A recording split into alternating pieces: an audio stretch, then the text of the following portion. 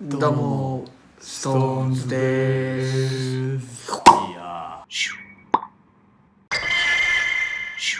はい、ということで今回、怪談企画をやるということなんですけども、あいつらふざけようとします絶対に。でグダグダになりかねないと。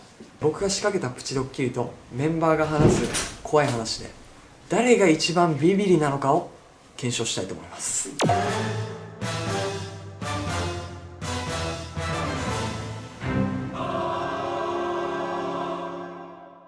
何この雰囲怪談企画気。階段怪談です。実はこの辺の土地が落ち武者の墓場と言われてて、基本的にこの怨念の強く残る土地。特別に今回はちょっと許可をもらいました。嘘でしょ。ここそうです。嘘でしょ。この部屋がその落ち武者の魂をその祀るための部屋。やばいやばい、やっちゃダメみたいにふざけたやつはできないんです。だからでもマジな話、何かあっても責任は取れないということは僕は言われました、先ほど。まあここに長いしても良くないと思うので、ちょっと短めに。よくねえな、来んなよ、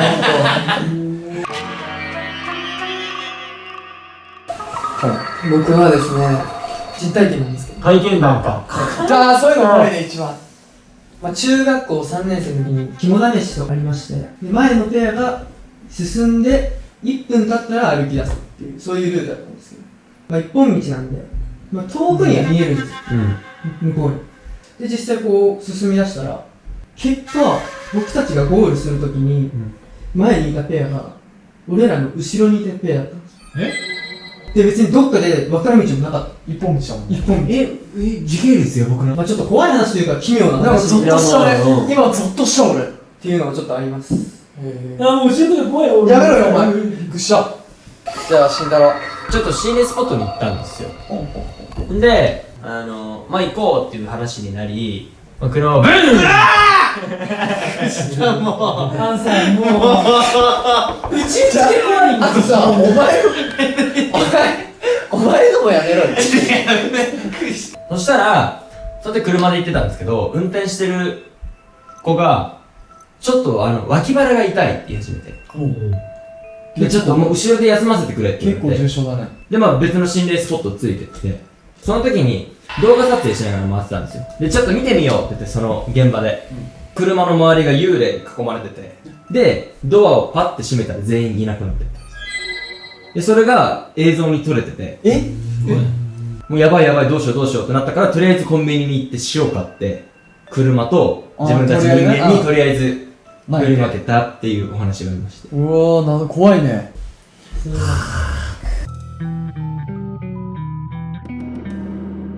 じゃあコーチ、はい、行きましょう。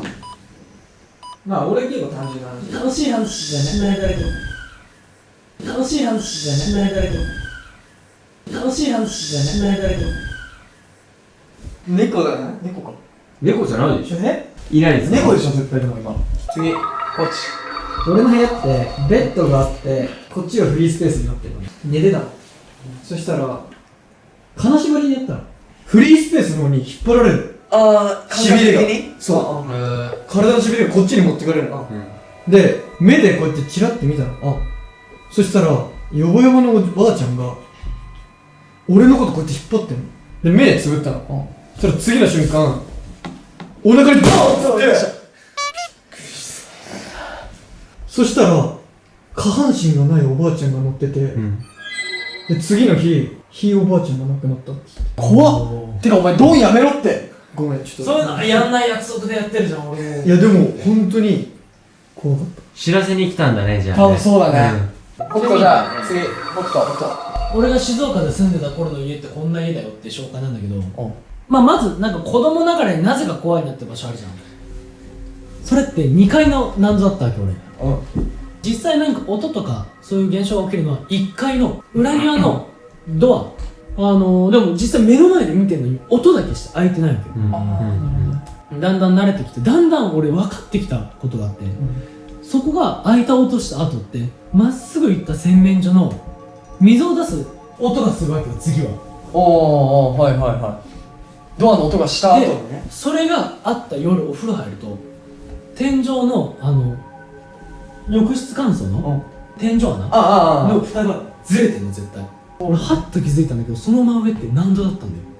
うわー怖いよ、どうしよう、自分で言ってて怖い。それだけ、びっくりしたそれだけ、それだけ、それだけ。その霊道的なことね、幽霊が通る道みたいな。いたずらしてったんだね。じゃあ次小学校の時に、事務室の先生と仲良くて、で写真撮ろうよみたいな。でイエーイみたいな撮ってる時に、その事務室の先生だけなんかめっちゃなんか首絞められた感じで「あやめろやめろ」で写真見たら普通にドロドロの手の人がこうやって首絞めて連れて行こうとしたの。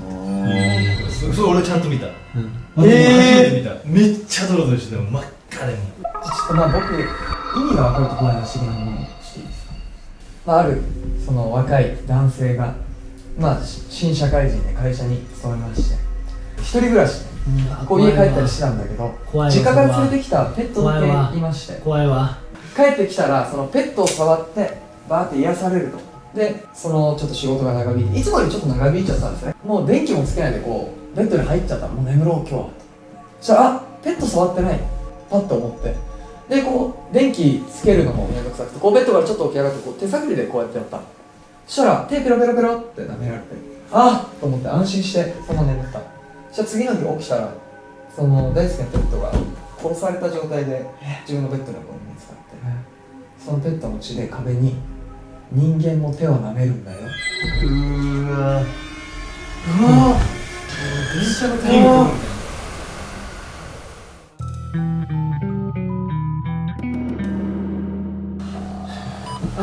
なんでそう意味だから。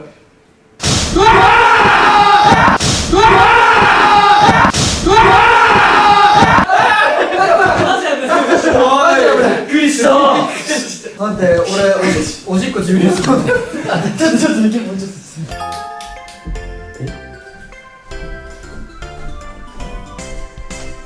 ですね、実は今回メンバー1のビビりを探るためのドッキリを仕掛けました。なんだよ。さっき言ってたの。なんもないです。お前さなんだなんよなんだみんな周り気にしたりしてたけど、ここなんもないです。落ち武者とかなんもねえ。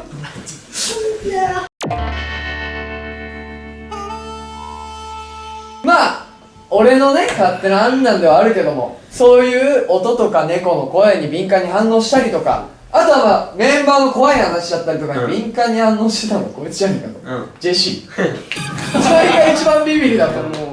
今回この検証でもうこれは何回もみんなに見直してみればもらえば分かるから。ビビリで俺は俺ビビリで俺結構前から言ってる、いろんなところで。お前がさこっちとかこっちとか見てたら何だったの。だって怖いじゃん、後ろって。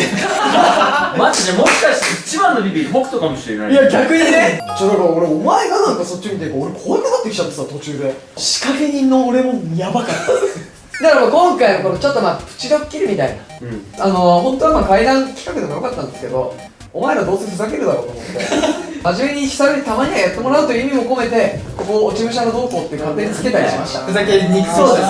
はい、ということで以上ビビリ検証プチドッキリでした。バイバーイ。